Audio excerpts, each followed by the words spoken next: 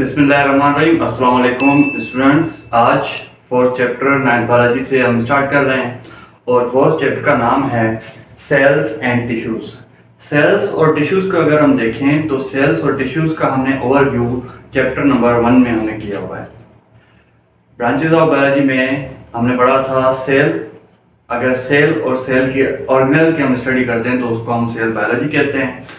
और the level of organisation में मैंने आपको बताया था कि जो सेल्स हैं वो आपस में मिल के टिश्यूज बनाते हैं और टिश्यूज की जो स्टडी है उसको हम हिस्टोलॉजी कहते हैं। तो इस चैप्टर के अंदर हम सेल्स और टिश्यूज को ब्रीफली पढ़ेंगे कि ये सेल्स कैसे बनते हैं और टिश्यूज कैसे बनते हैं, क्या कौन कौन से इनके टाइप्स हैं, क्या इनके फंक्शंस हैं, ये सारा कुछ इस चैप्टर के अंदर हम डिस्कस करेंगे। तो आज का जो टॉपिक है वो है माइक्रोस्कोप थ्योरी। अगर हम सेल को देखें तो सेल इतना छोटा होता है कि उसको हम अपनी आंख से नहीं देख सकते, नेकेड आई से हम उसको नहीं देख सकते। तो उसके लिए हमें एक टूल की जरूरत पड़ती है जिसको हम नाम देते हैं माइक्रोस्कोप का। माइक्रोस्कोप का ये क्या क्या काम होता है? माइक्रोस्कोप किसी भी ऑब्जेक्ट को उसकी साइज से हमें बड़ा करके दिखाता है। तो माइक्रोस्कोप का अगर हम देखें तो माइक्रोस्कोप की भी एक थ्योरी है, एक हिस्ट्री है। पॉइंट है कि ज़ेचेरियन जेनसन इन 1590 में ज़ेचेरियन जेनसन ने क्या किया था?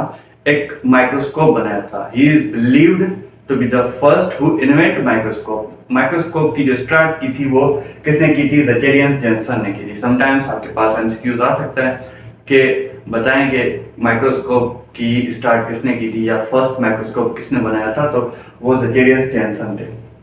अब ज़ेचेरियन जेनसन का जो माइक्रोस्कोप था वो सिंपल ट्यूब पे मुश्तमिल था और उसके साथ लेंसेज थे। अगर हम देखें तो इनका जो माइक्रोस्कोप था वो एक सिंपल ग्लास ट्यूब है और उसकी दोनों साइड पे जो है इन्होंने क्या किया, दोनों साइड लेंसेज अटैच किए और लेंसेज अटैच करने के बाद किसी भी ऑब्जेक्ट को इन्होंने ऑब्जर्व करना शुरू किया। लेकिन इनका जो माइक्रोस्कोप था, जो सिंपल माइक्रोस्कोप था, उनकी जो मैग्निफिकेशन थी, मैग्निफिकेशन कहते हैं हम जूम को, किसी भी चीज को बड़ा करके दिखाना। तो मैग्निफिकेशन रेंज इसकी कितनी थी? 3x to 9x। अब यहाँ पे जो x लिखा हुआ है, x किस चीज को इंडिकेट करता है? x इंडिकेट करता है टाइम को, कि हाउ मेनी टाइम्स बिगर, कि हम उसको कितना जो है ज्यादा बड़ा करके देखते हैं, तो उसको हम x जो है टाइम को इंडिकेट करता है। तो इनका जो माइक्रोस्कोप था उनकी मैग्निफिकेशन कितनी थी? 3x to 9x। हम उसको 3x to 9x जूम कर सकते थे, जो कि आज नॉर्मल फोन के अंदर भी इतनी रेंज आ जाती है। अगर आप उसको जूम करते हो तो वहाँ पे लिखा आता है 3x 2x, कितना भी है वो जो है हर फोन का अलग अलग होता है। तो इनका जो माइक्रोस्कोप था वो इतना सिंपल था कि हम ऑर्गेनिजम्स को ऑब्जर्व नहीं कर सकते थे। तो बाद में रॉबर्ट हुक आए। Robert Hooke improved microscope to observe organisms. Robert Hooke ने क्या किया? उस माइक्रोस्कोप को इम्प्रूव किया और इम्प्रूव करने के बाद क्या हुआ कि वो जो माइक्रोस्कोप है उसकी मदद से हम ऑर्गेनिजम्स को ऑब्जर्व कर सकते थे। तो ये एक सिंपल जो है माइक्रोस्कोप की थ्योरी है। अगर हम माइक्रोस्कोप की डेफिनेशन को देखें, it is a scientific tool that allows you to see tiny object. कोई भी टाइनी ऑब्जेक्ट्स हैं, ठीक है, कितने भी टाइनी ऑब्जेक्ट्स हों तो उनको बड़ा करके दिखाना किसका काम होता है? माइक्रोस्कोप का काम होता है। तो ये एक सिंपल डेफिनेशन थी माइक्रोस्कोप की। समटाइम्स जो है शॉर्ट क्वेश्चन में पूछा जा सकता है। उसके बाद आता है मैग्निफिकेशन वर्सेस रेजोल्यूशन, या आपके पास होता है मैग्निफिकेशन एंड रेजोल्यूशन। तो ये मतलब सेम, ये टॉपिक का नाम है मैग्निफिकेशन वर्सेस रेजोल्यूशन। तो अगर मैग्निफिकेशन को देखें, it is a process of making an object appear larger than its actual size। अब क्या करता है? appear larger, किसी भी ऑब्जेक्ट को उसकी जितनी साइज है उससे बड़ा करके दिखाना किसका काम होता है? वो उसको हम मैग्निफिकेशन कहते हैं। मतलब कि अगर हम कोई भी दूर चीज पड़ी है तो हम फोन को जूम करते हैं जब, तो उसको हम जो है उसकी साइज बड़ी करके हम देख सकते हैं। तो माइक्रोस्कोप के अंदर भी एक फंक्शन है जिसको हम क्या कहते हैं?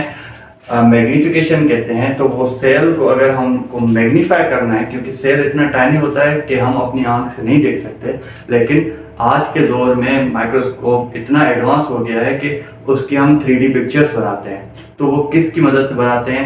वो इसकी मदद से, माइक्रोस्कोप की मदद से बनाते हैं। और माइक्रोस्कोप के अंदर इतनी ज़्यादा मैग्नीफिकेशन पावर है कि हम जो सेल है उसको, हम उसके ऑर्गेनल्स को ईजिली देख सकते हैं। तो ये मैग्नीफिकेशन होती है कि उसकी जो एक्चुअल साइज है उससे उसको बड़ा करके दिखाना। दूसरा होता है रेजोल्यूशन। रेजोल्यूशन क्या है? The ability to recognise fine details and separate closely spaced object.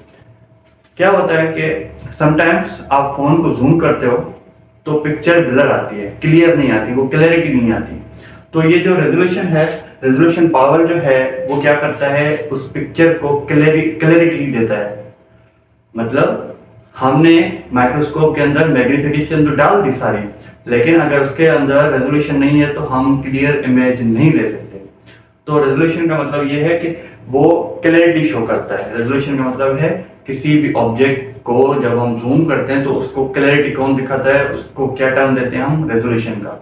तो ये जो मैग्नीफिकेशन और रेजोल्यूशन है, ये दोनों पॉइंट है माइक्रोस्कोप के अंदर। ये दोनों अगर होंगे तो हम माइक्रोस्कोप को अच्छे से यूज कर पाएंगे और किसी भी ऑब्जेक्ट को हम इजीली ऑब्जर्व कर सकेंगे। तो आज के लेक्चर में हमने सिर्फ और सिर्फ माइक्रोस्कोप थ्योरी पढ़ी, माइक्रोस्कोप की डेफिनेशन पढ़ी और हमने मैग्नीफिकेशन और रेजोल्यूशन पढ़ी। नेक्स्ट टॉपिक में इंशाल्लाह हम टाइप्स ऑफ माइक्रोस्कोप पढ़ेंगे। तो आज का लेक्चर यही था। मैं साइड हो जाता हूँ, आप ये नोट कर लो।